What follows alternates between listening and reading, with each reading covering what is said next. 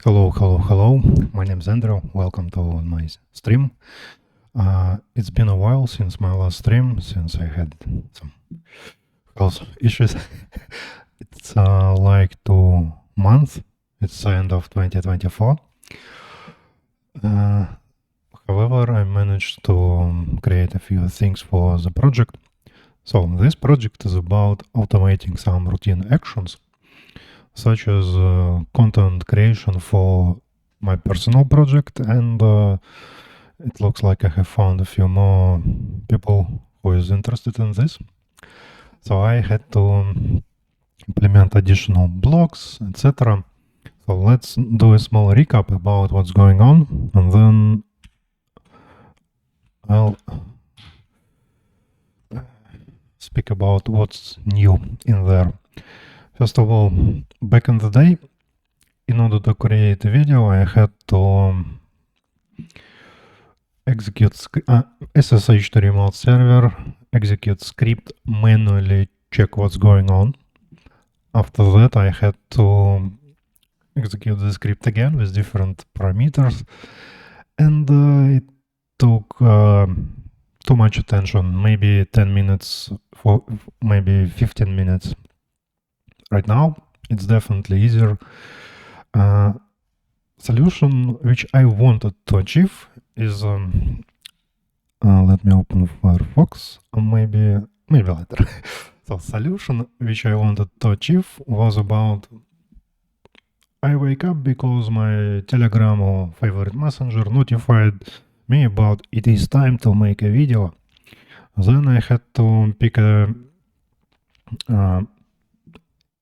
in the morning I always wake up through my alarm and this message. This message tells me about, okay, you have a few themes which you should pick. So let me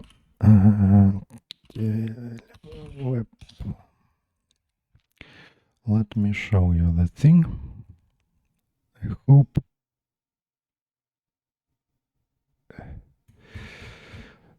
Firefox. Yeah, you can see it. So I'll try to scale this window. Now increase the font. Yeah, good. So at 8 a.m. I wake up because I have a message. It tells me, okay, there is a theme for today's video. And sometimes I press, okay, let's refresh it, give me a new theme, because I'm not familiar with medicine, for example. But in this case, today, it was about Thomas Edison demonstrated his light bulb. So I pressed once, and it offered me the same theme, the same invention, the same person, but with a bit different text. And I say, okay, let's go. Then I wake up, I go to make coffee, and in 2 minutes, it gives me first picture, then it gives me second picture and third picture with corresponding text. For example, in here, Edison invention, light bulb. It's obviously, because it's in parallel, it's not sorted. So I see this picture is okay. I press approve. Maybe it's somewhere here in previous things when I want to show you the button. Let me find approve. Oh no, I have removed every approved. I had to clean it. Okay, I'm fine with this picture as well as text. Then I go here, and I'm also fine with this picture and this text. However, this picture is quite strange. There is giant light bulb, and obviously I have a function. There is a button. I don't like it. Let's regenerate this picture. But I use it quite rare. It's a rare button. I don't like it. And then when I press last approve, this thing understands there is no longer approves pending for this particular processing ID, and it proceeds its generation and then it sends me a message with video, title, text, and some description. That's it. 3 minutes instead of 15. It's press one button in the beginning when I have to pick a theme for today's video, and press, let's say, 3, maybe 2 buttons in the middle of this process. After that, I get the video with everything. The only thing I need is to download it from this messenger and copy paste into upload form in YouTube, because API upload in YouTube, it's pain. Sometimes they decline my videos because some mechanisms. I don't know what YouTube uses, but when I upload these videos manually, it's always success. When I upload it via API, it's 30% that this video will be removed because of some YouTube magic. And that's what was happening whole time when I was away. So every morning I had to do this process, tap 3 buttons, and then upload one video. I think somewhere on top there was a few, yeah, here, 9 a.m. It's when I had some, let's say, issues and I could not wake up at 8 a.m. That system has a fallbacks. So if I do not press any buttons for a while, it can wait up to 12 hours, I think. So if I won't do anything, let's say I have disappeared, it will wait for 12 hours. That's it. That's, at least for me, success. However, let me try a bit different thing.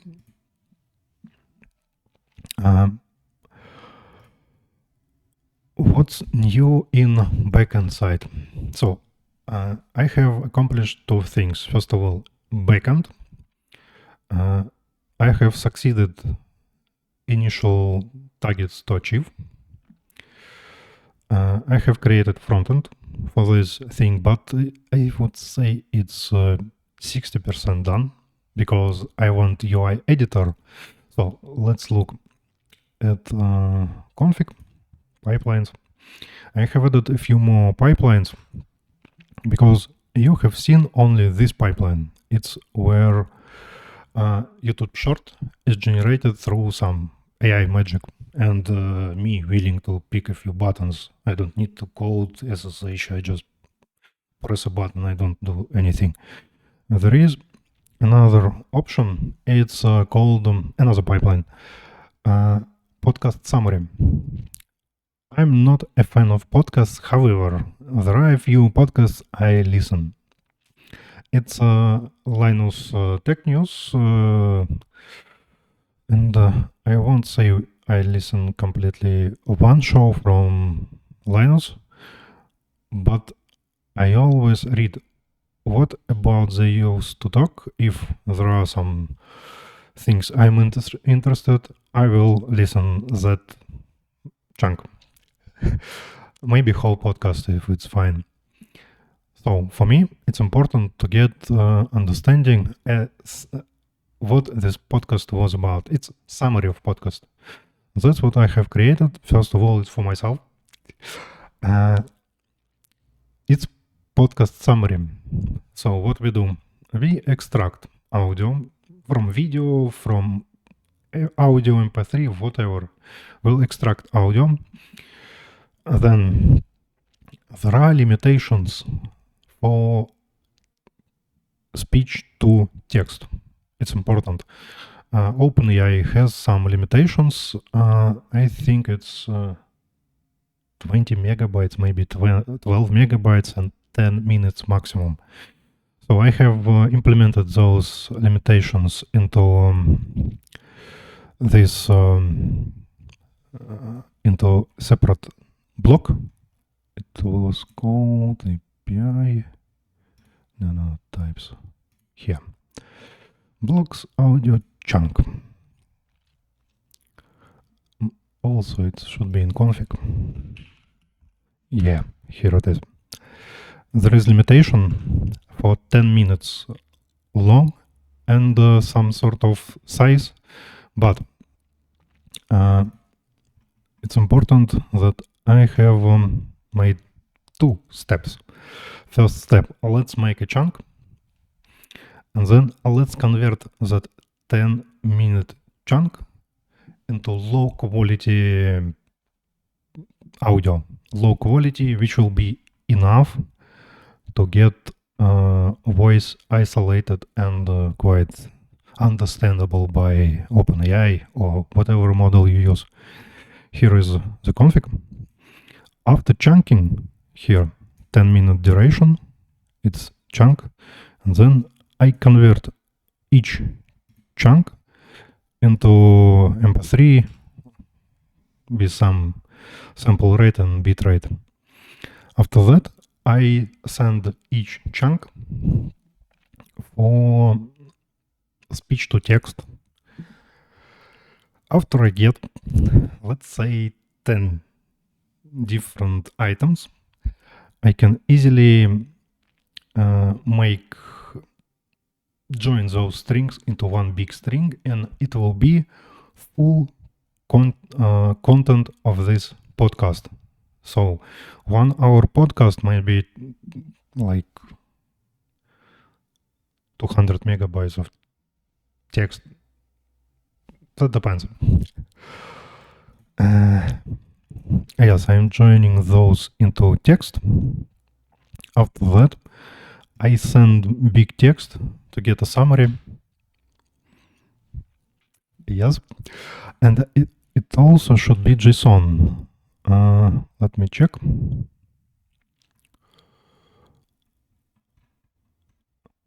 No, it's not here. I think it's in another place. So in this pipeline, I'm getting summary of this podcast, and if it's okay for me, I can listen it. If it doesn't touch any interesting themes, I won't listen it. And what else? There was a request to make subtitles for video.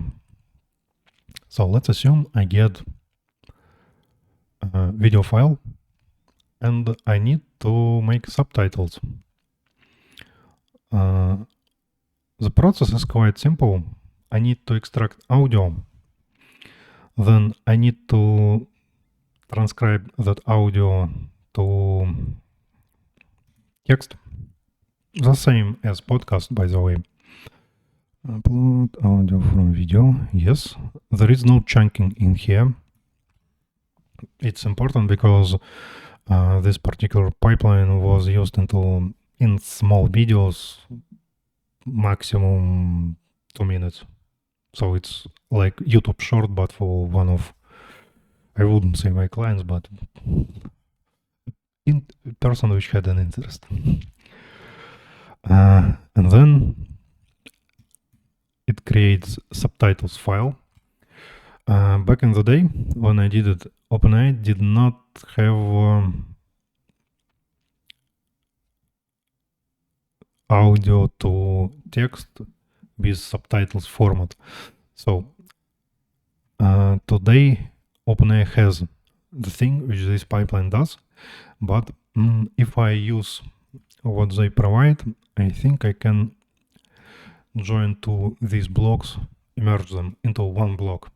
It will be the same, but it will contain maybe here input and let's say format.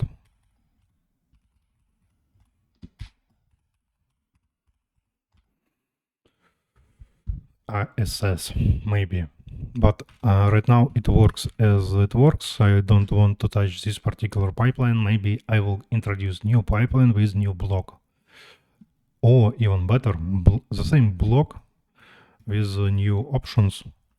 We'll make a test, and if I wouldn't say my customer, but if the person finds it fine, we'll switch his pipeline and remove this pipeline because it's no longer necessary.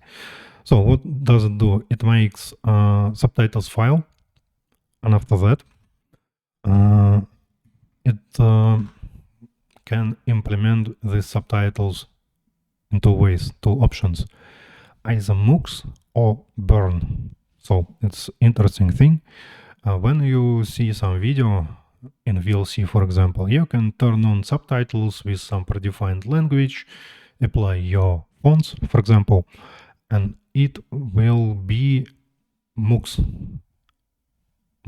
subtitles. It's not interfering video, it's just additional part of container. But if we provide it as burn, it will interfere the video itself. And let's say if it's Chinese subtitles, it will not, you won't be able to switch the language if you don't know Chinese, for example. So that's it. I supported two options how these subtitles should be added. And there was quite interesting request from another person. This one is called motivational quote to video. Yep, that's it. So,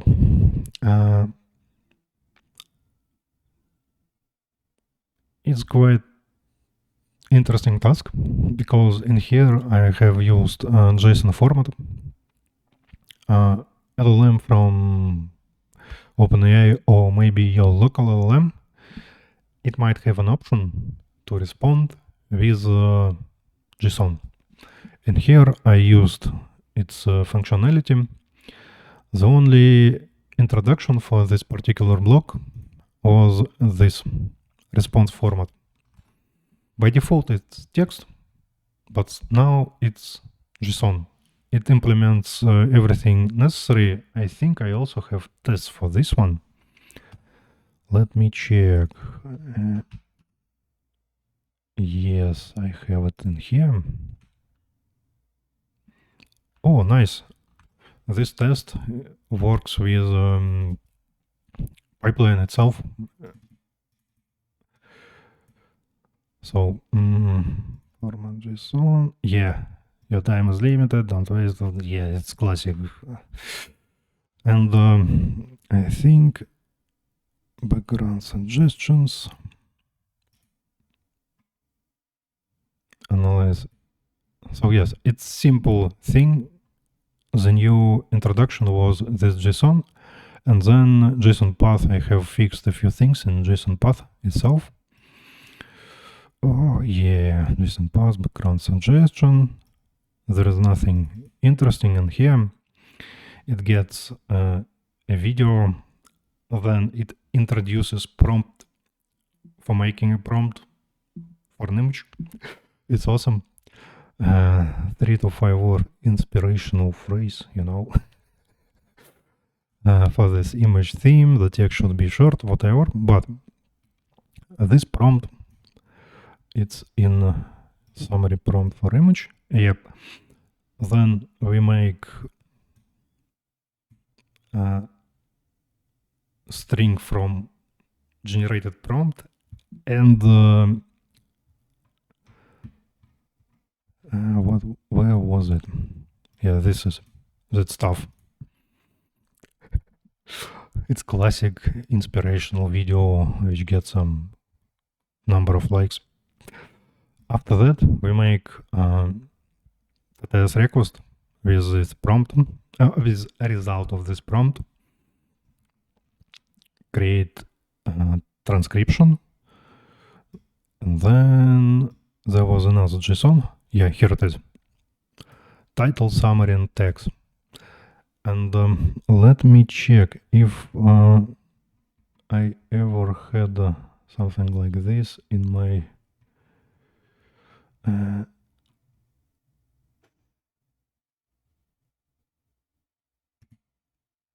Firefox.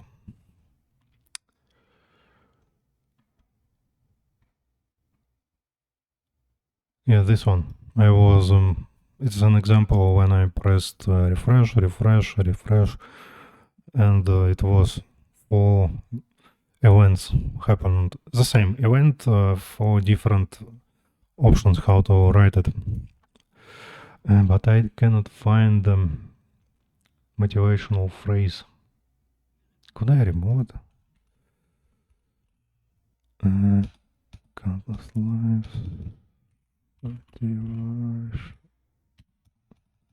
I think I have removed this particular thing.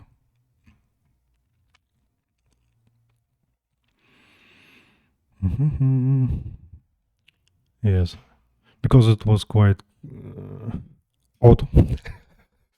But subscribers of this person, they were, yeah, motivational phrase for the day.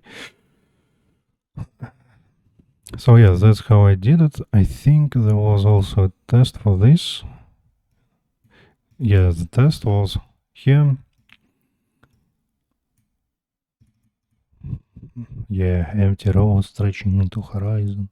Journey towards. Beautiful. Get summary. Yeah. So this is, I think, the last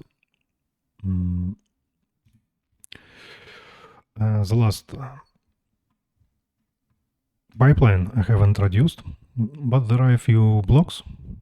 I don't think that will be interesting, because what's really interesting is I made this project as binary, which can be converted, I wouldn't say converted, implemented into RPM as a RPM package. So I have Ubuntu system, it's cloud in Hetzner, it's quite small, $5 per instance, I think. It's one instance, and it leaves, let me check if I can SSH there. SSH, yeah. So terminal. Yeah, here it is. Let me move this terminal window. It's quite small instance. It has 2 cores and 4 gigabytes of RAM. I use it for 2 things. By the way, Datadog doesn't work. I installed their agent, but I didn't configure it because it's quite... Let's say I tried to talk to them, to Datadog representatives at sales. They tried to route me to one team, then another team, and it ended in 1 month of rerouting sales to someone, and I was copy pasting the same message.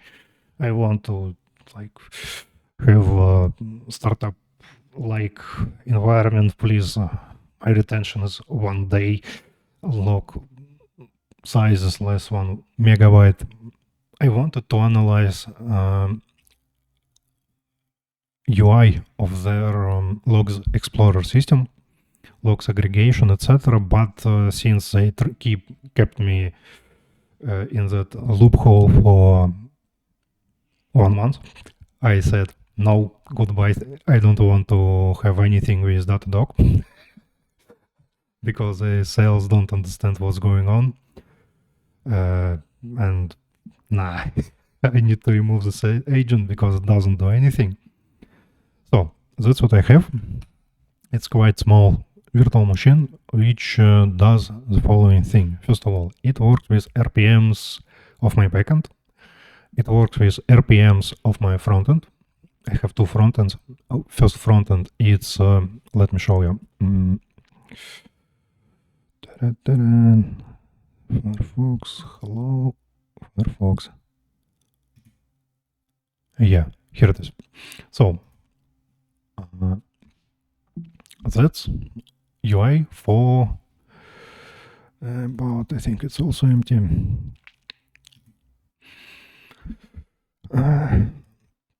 That's UI for the system. It's quite small. It's also RPM, by the way. Let me open the front end of this thing. It should be here. It's called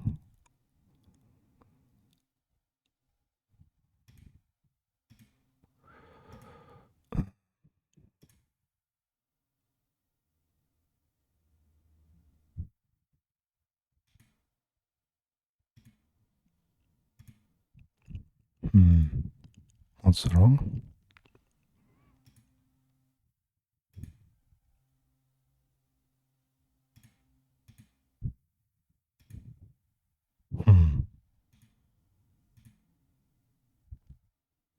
Something is why it's not showing it. So I have this. Let's create new window. Let's call it code 2 and let's make it this. Yeah.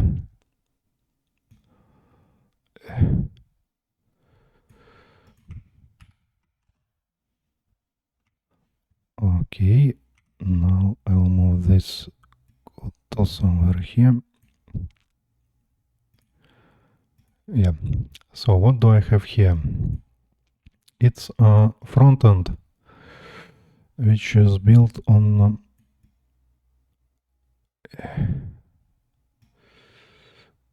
something happened with size, but okay.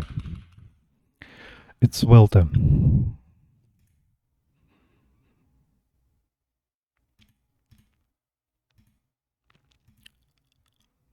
That's it. So this one is, I decided to pick Svelte because it's quite small, and I'm, as a backend developer, I can understand it.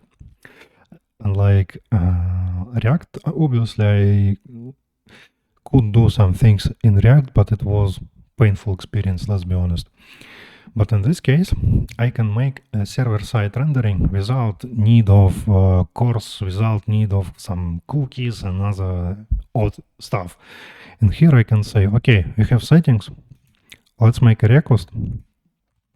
Since it's communicating with localhost, I don't need authorization. Also, it's read-only mode. It doesn't have write mode. Here, yeah, this code. This particular code reads a list of pipelines from backend.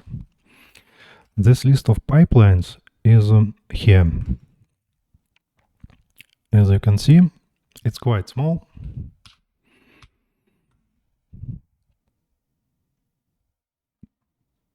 Podcast summary, for example, it has 6 blocks. There is another pipeline for short generation, and it's quite massive because it requires where is that? Approve, send text, fetch text, send image moderation, fetch image moderation, obviously. So it has like 19 blocks. Back in the day, it had 20 whatever blocks, 25 maybe. I had to cut it down. Since I'm always improving this prompt, I might get rid of 2 blocks. It's image moderation. I might get rid of them because right now it's quite painful. In the morning, wake up, press button, then make coffee, press 2 buttons or maybe 3 buttons. I want to press 1 button and then get my video. I'm quite lazy.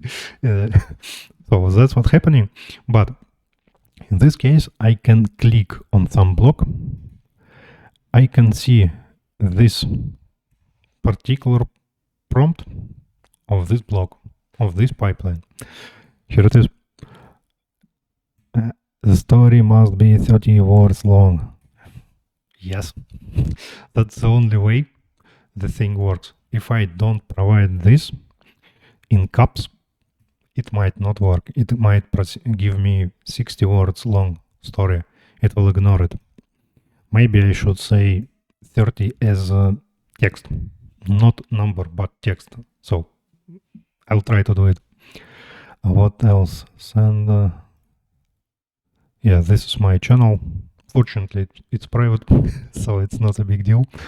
But if you hack it, the only thing you will be able to do, it's approve or decline text. I hope you won't. What else? Yeah, and it sends the video to the same channel. So it's read-only mode for now. But when I click at it, let me click here. It has no story in here. It has no story in this instance, fortunately. But this one will have a lot of interesting stories. So this is it. This is the story of... let me close this. I'll try to move this one, then I'll move this one. Firefox, wake up. Your time is now. What's wrong? Firefox, no. Wakey. Why can't I? No, something is not right. Here it is. Yeah, now I can move it. Nice. So I'll try to keep it as...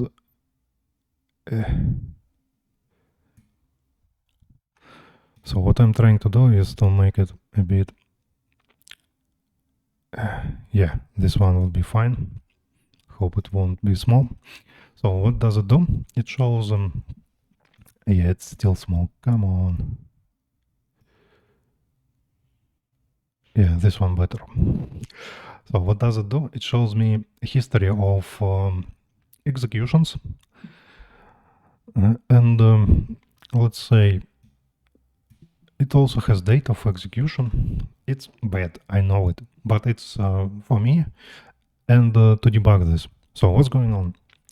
You might notice that, let's say today, I had two executions. First execution in here. If I open it, I can see which block was executed. I can get log entries from this particular thing. Processing data, completed, saving output, saved to my external storage, and saved to local storage. So I have two storages for this node. It's always local storage because I need to have some sort of debugging stuff. I'm not afraid for local storage because it saves a minimal amount of data. And in here I have remote storage. Remote storage is used for one thing and only. It's synchronization between nodes. So this is the reason why I have 6 entries in here. So next, what's going on? It sends its events to Telegram. And then it makes fetch event from Telegram. Let's do the following. What it sent to Telegram? It sent the text. So this text, it's in here that this block started working, processing data, good. Okay, here it is. It met a moment when I was sleeping. So what does it do? It says, okay, within 10 seconds, it didn't get any approve button. So what does it do? It sleeps. Then another attempt, maybe 20 seconds later. It didn't get any data. Okay, I will retry it. I will sleep. It will do 5,000 times. It's my personal settings for me. And then what did I do? I said, you know, I don't like this text. Let's make new text. And it happened at third attempt, 32 seconds later. So here is the time when it was done. And let's go back. Because the second attempt at 8 minutes and 3 seconds. Here, it is successful. So what did I do? It is the same. 8 a.m., 33 seconds. I didn't press it, so it had to wait. And then I managed to press button approve. So it said, okay, this thing completed. And it saved it to local storage and shared storage as well. And then I have gathered every entry, log entry. So I'll show it. Let me show it how it was done. It's quite interesting thing. Firefox, goodbye. VS Code. Yeah, here it is. Took me a bit of testing, but I made it working. Log collection was done quite simple. Where was it?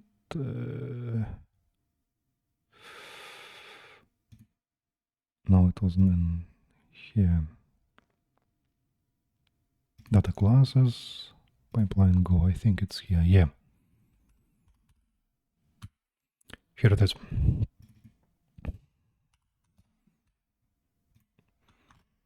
I have a separate method to get logger. So I have two things. First of all, it's global logger. It saves into stdout, stdir, etc. But there is a separate method for getting logger for entity. So entity has prefix, it has suffix, two things like entity type and entity ID. So that's how it's done. And I have a few buffers. I need to write stdout, stdir, and I need a separate buffer to get everything. In here, on this page, you can see exactly this, its message. Literally, it is that logger as JSON. That's it. So these logs collected per block. So I have this block, this one, pipeline go, which line, which level, what happened. I don't need to do anything. I don't need custom logging. I don't need to log, print, whatever. All I need to do, it's this. I must say, okay, we have logger at this function, and we have some unique buffer. After that, when something happens, I say, okay, let's save everything into this logger buffer. I also think we have passed it somewhere else. Let's see. Where was it?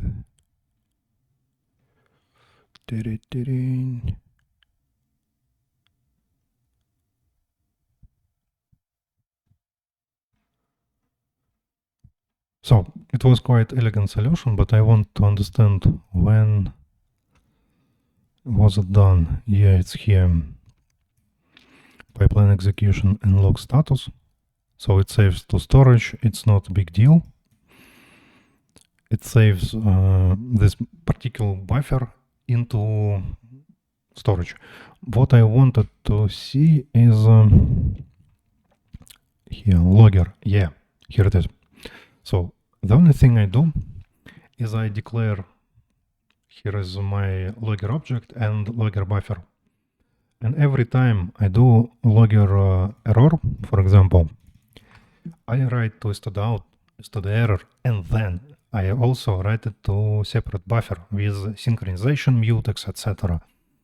And that's how it's done. It's quite simple, but it allows me to avoid situation where I must send some metrics somewhere with some custom whatever it is.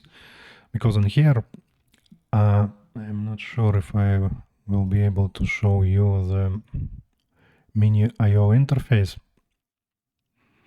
Let me try opening local mini IO if it's open. Come on.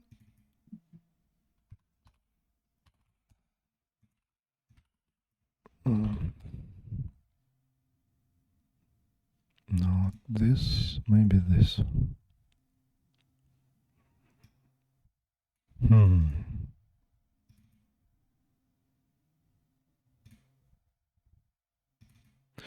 It was, I think, in here.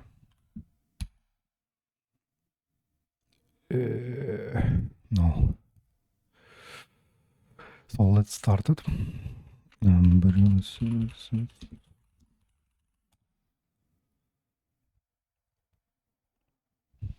Maybe it's down for some reason. Yeah, it was down. Nice. So it's my local host. I'm not sure what is it. Yeah, here it is. Nice. Save password. Let's do the following. Here it is. Oh, here it is. Motivational quote. I had to test it on localhost as well.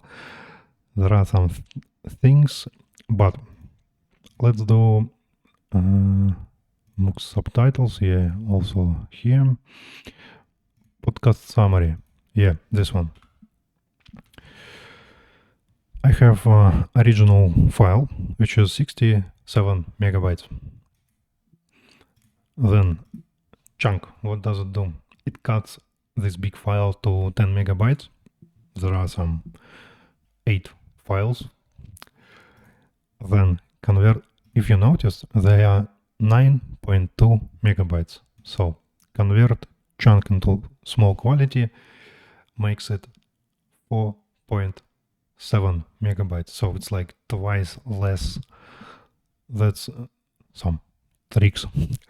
After that, each of those chunks we converted to text. So if I open this, can I preview it here? No, I must download it. Nice.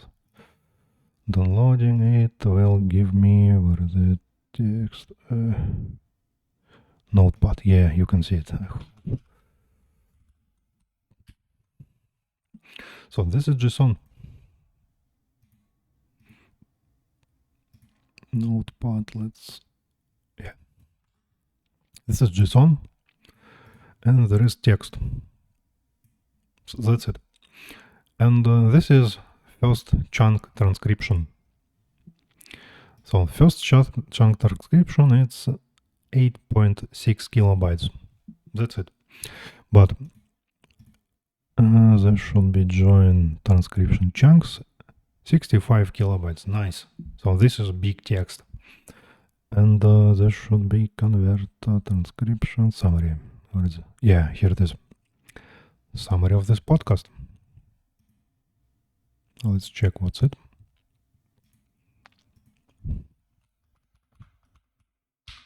This is short summary. So this is what I wanted to see, but there was additional block when I wanted to extract text from this summary. So, for example, NVIDIA, AMD, US government, whatever. If there are some text, then I can mark this podcast as triggering some events. So, but this is what I wanted to see. What Linus managed to talk about with a short text description. Obviously, OneShow provided some description, but it was not enough for me personally, so I had to create this pipeline. And let's go back. Let's go to logging. I think this one also should contain log. Yeah, here it is. There are two files with logs.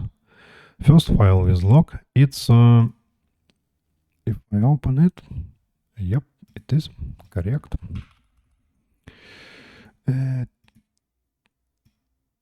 Okay.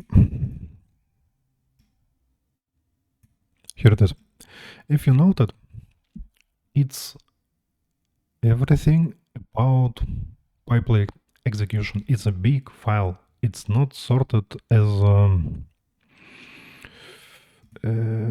let me hide notepad.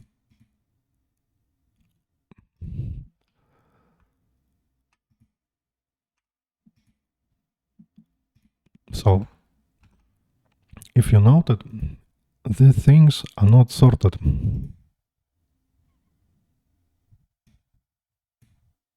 Okay, what's wrong?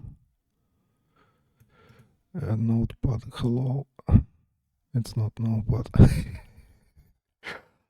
Okay, Notepad. Let's make you less. I need two monitors. So here it is. This Notepad information is not sorted. It's a big log output straight from the buffer. So this buffer itself, it is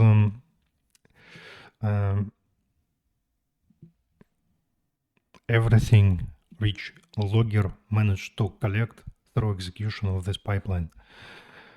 But there should be another file. Let me check. It's status. Let's download it.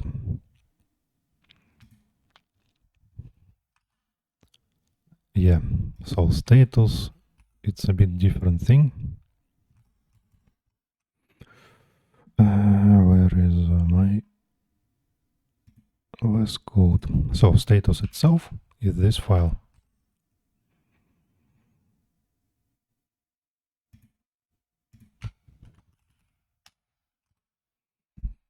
This is status. This allows me to separate two files with log entries and some pipeline generic information, general information, such as if this pipeline is completed, if it has an error, if it was stopped for some reason.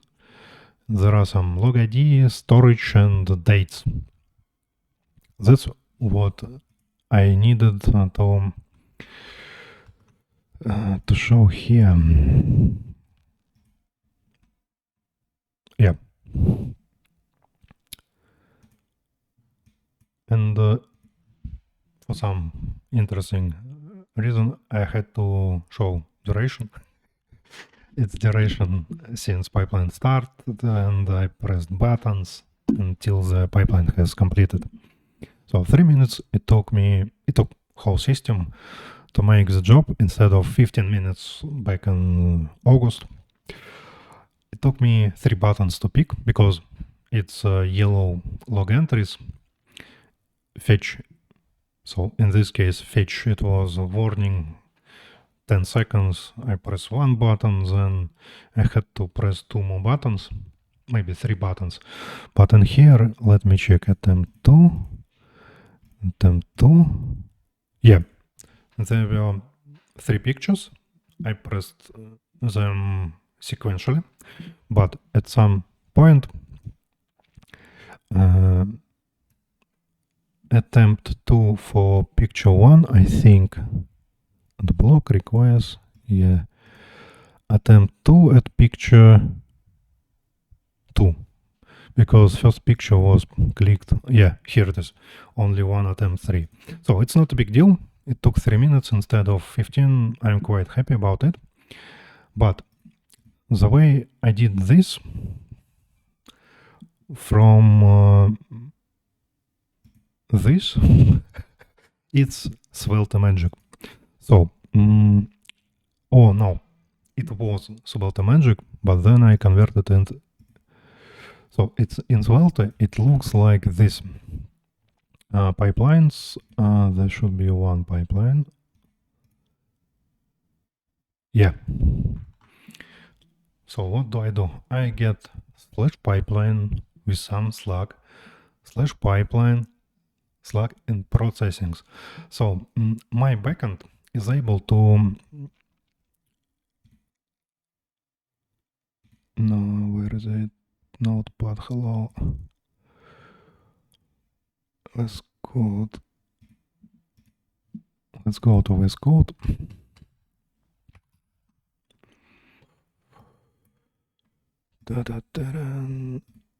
It was an API handlers pipelines. Yeah, here it is.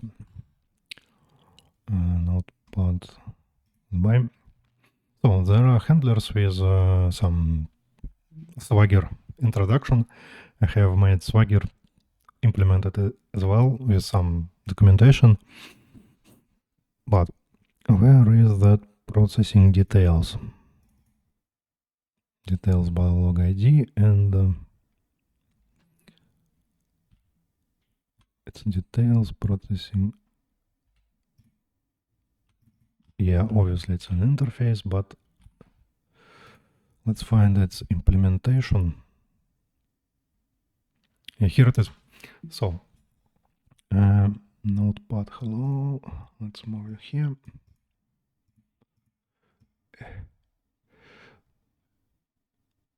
So let's assume I have this file with log entries, but it is JSON. So what do I do in backend side? I don't want to frontend to know format of my log files. All I want to do for frontend is to make API request. And here it is. I must ensure that this pipeline ID has some unique format to escape, let's say, it's security and sanity check. Then I go to local storage, shared storage. I extract directory. It should be Firefox, where are you? In here, it's this directory. How to close it? Yeah, this directory. And then I must find two files, log and status, for different handlers. That's how it works. And then I simply get this log file and yield this log file as some preprocessed JSON entries. Here it is. It's simple JSON. And after all of this, where is it? Go to wakey go to. Here it is. And after all of this stuff, I have this. No, where is it? Processings. Yeah. So my backend yields JSON file with log entries in one big response. Quite big, I wouldn't say it's big. And then server-side rendering makes accumulation of those entries per block, because here, wake up, yeah, I have block, and there are log entries. Each line of that JSON contains here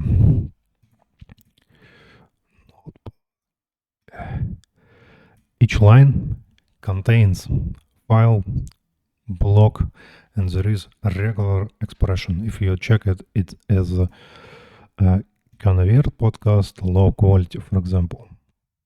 It is name of the block. And that's it. That's magic. It's done on server side. As a backend engineer, I don't need to do extra magic to gather and other stuff. I need to write some. I wouldn't say it's trivial, but it's quite stupid function to gather array of objects as another array of dicts, for example.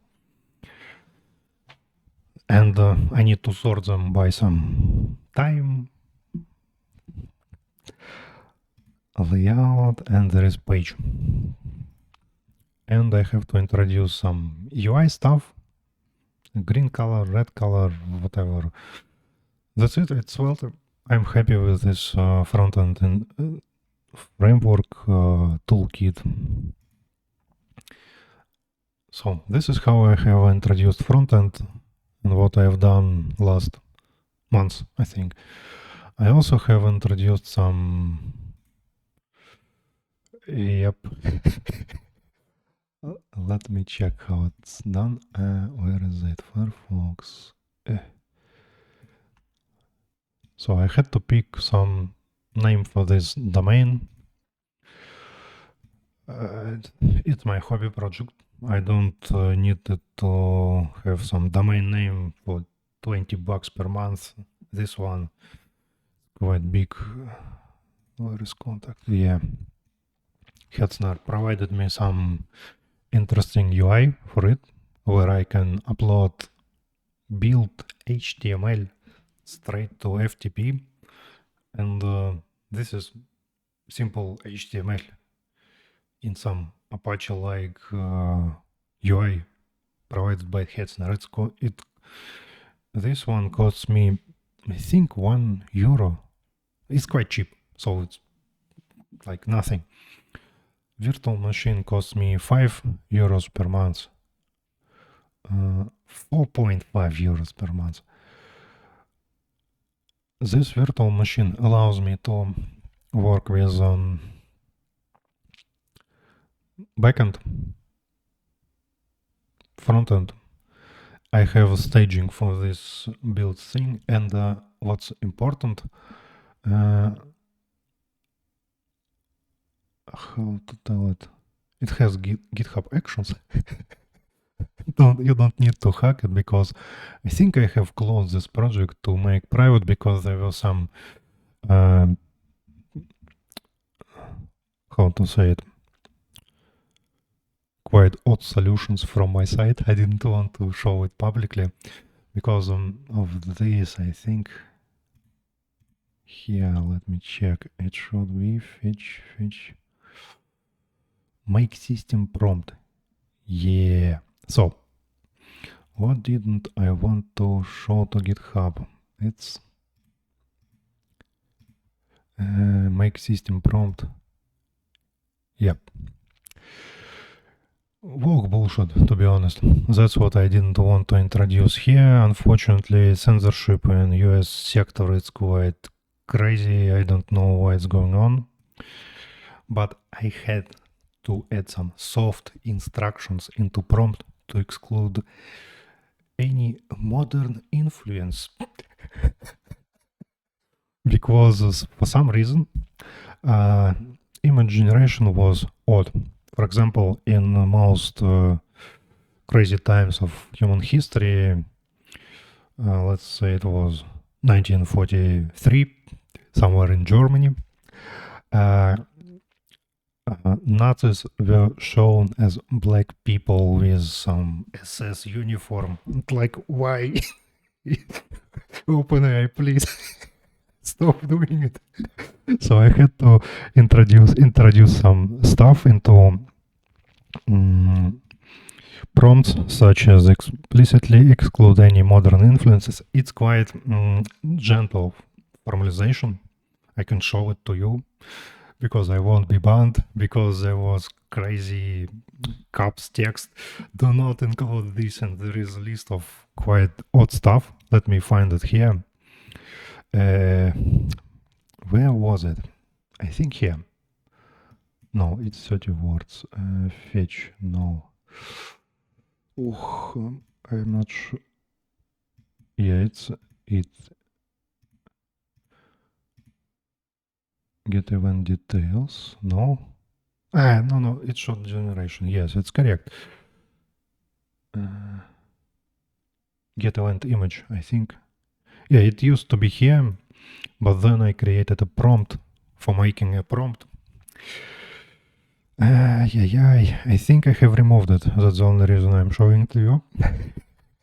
So there were some commits in history, which I decided not to show to anyone. Maybe later I'll open this project again to public after I get rid of some commits, including merged one, to clean up history. Maybe I also have it somewhere, motivational quote.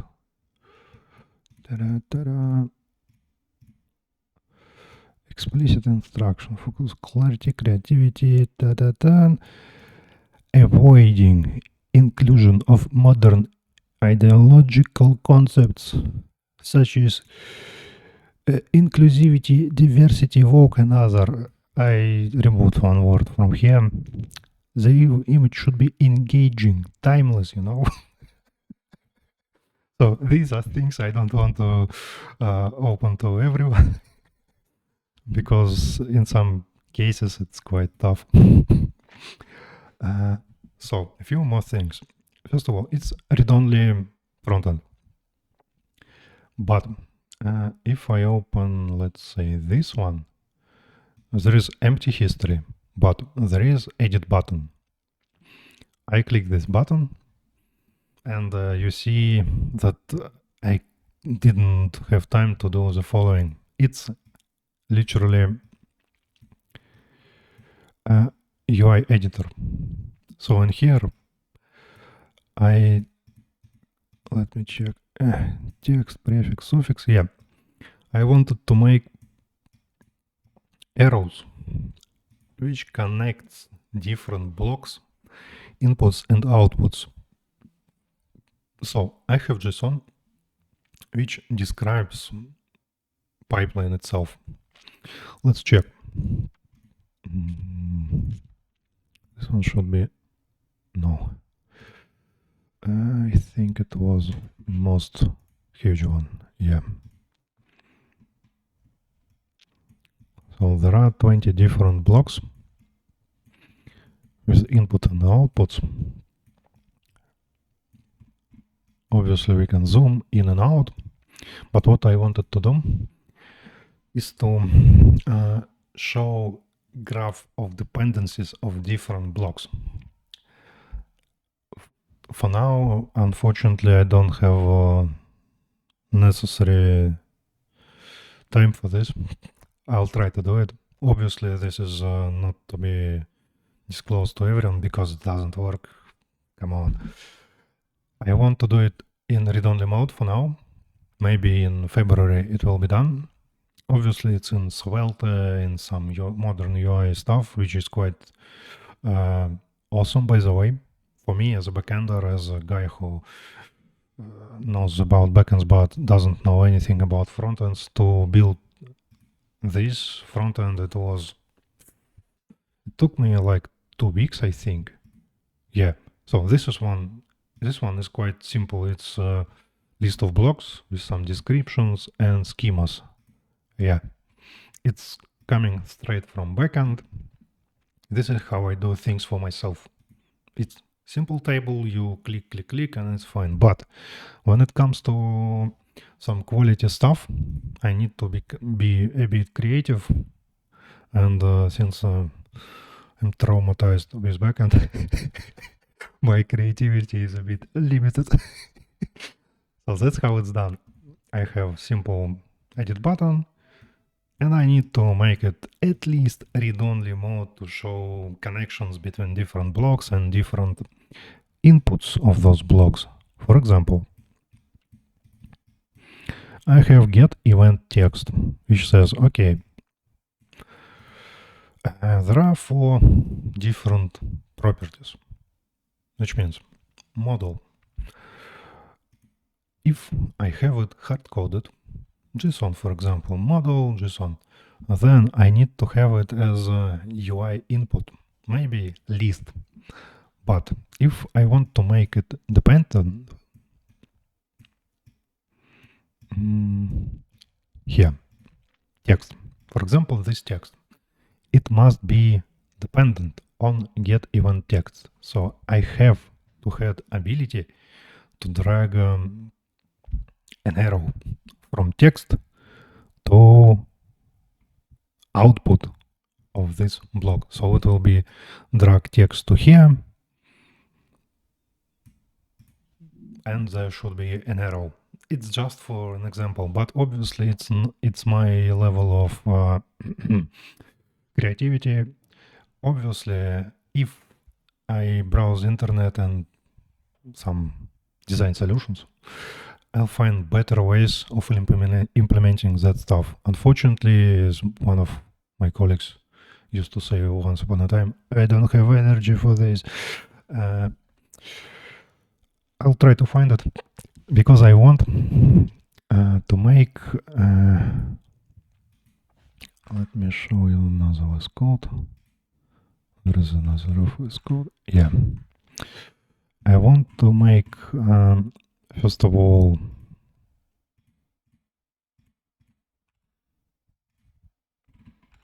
this JSON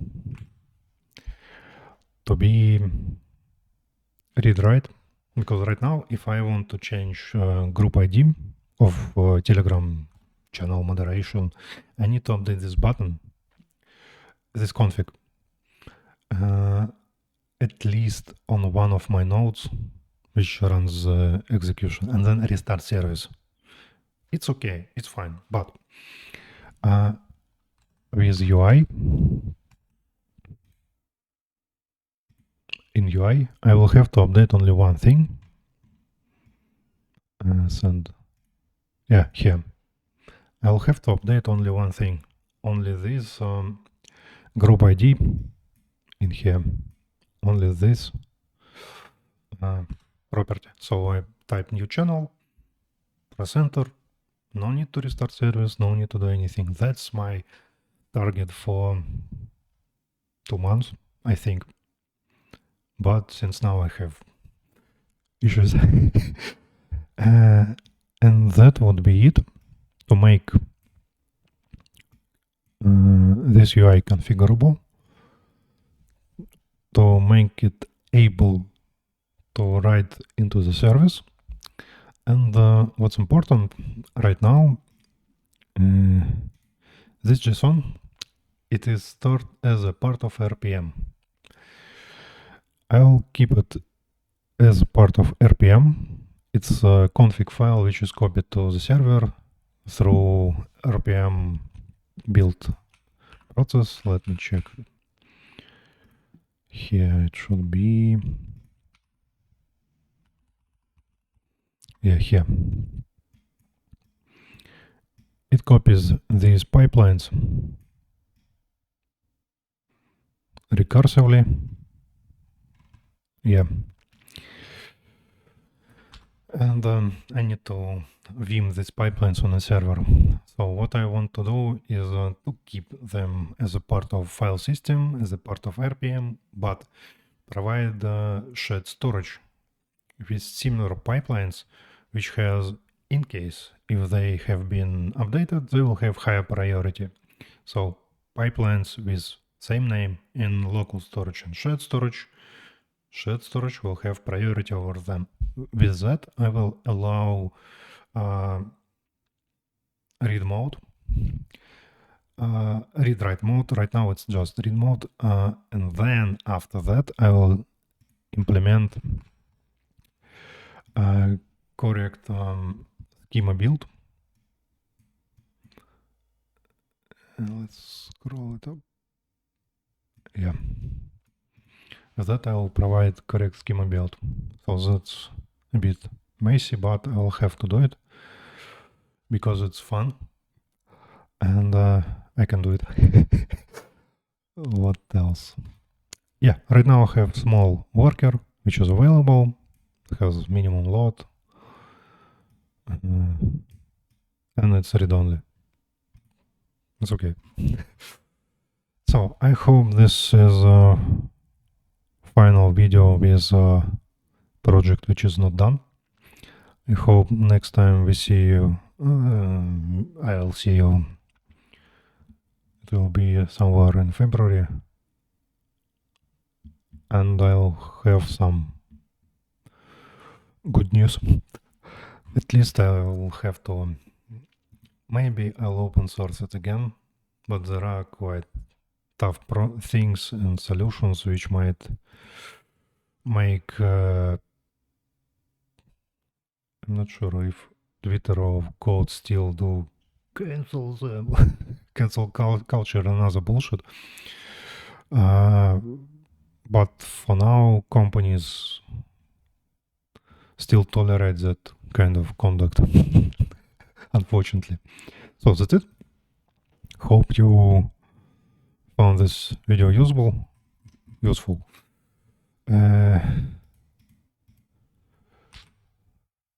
Yeah. Bye-bye and Happy New Year.